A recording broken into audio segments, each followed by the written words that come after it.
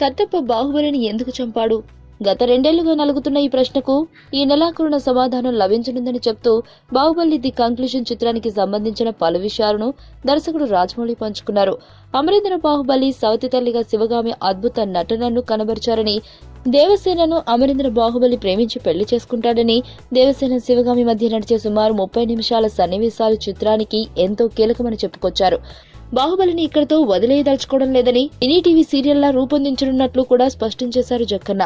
ప్రస్తుతం ప్రసారమవుతున్న టీవీ సీరియల్కు భిన్నంగా 13 ఎపిసోడ్లతో mini TV serial ను రూపొందించాలనుకుంటున్నట్లు తెలిపారు.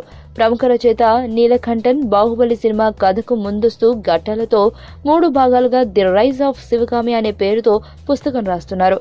ఇందులో భాగంగా తొలి పుస్తకాన్ని చదివానని, అందులోని ప్రతి పాత్ర తనను ఆకట్టుకుందని అన్నారు. శివగామి పాత్రను అద్భుతంగా తీర్చిదిద్దారని కితాబునిచ్చారు. దీని ఆధారంగా మినీ టీవీ సీరియల్ నిర్మిస్తారని తెలిపారు. నీలకంఠన్ మాట్లాడుతూ మాహిష్మతి సామ్రాజ్ఞిగా శివగామి ఎదిగిన వైనాన్ని పుస్తకంలో వివరించినట్టు, అలాగే కట్టప్ప పడిన అంతర్మథనాన్ని ఆవిష్కరించే ప్రయత్నం చేసినట్టు పేర్కొన్నారు. సినిమా కథలో లేని 40 కొత్త ప్రాంతాలను ఈ పుస్తకం కోసం రచయిత సృష్టించారు. అంటే సిల్వర్ స్క్రీన్ పైన బాహుబలి ముగిసిన కానీ ప్రేక్షకులకు మాత్రం ఈ బ్రాండ్ ఎప్పటికీ సుపరిచితంగానే ఉంటుందన్నమాట.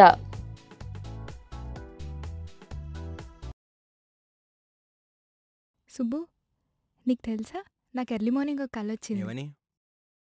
నువ్వు నన్ను జ్యువెలరీ షాప్కి తీసుకెళ్ళి వడ్డానం కొనిచ్చావంట. ఏ టైంకి? గుర్తులేదు సుబ్బు, 5కి అనుకుంటా. అదే మరి 5కి మీ బాబు వచ్చి బిల్లు కట్టినట్టు నాకు కాల్ వచ్చింది.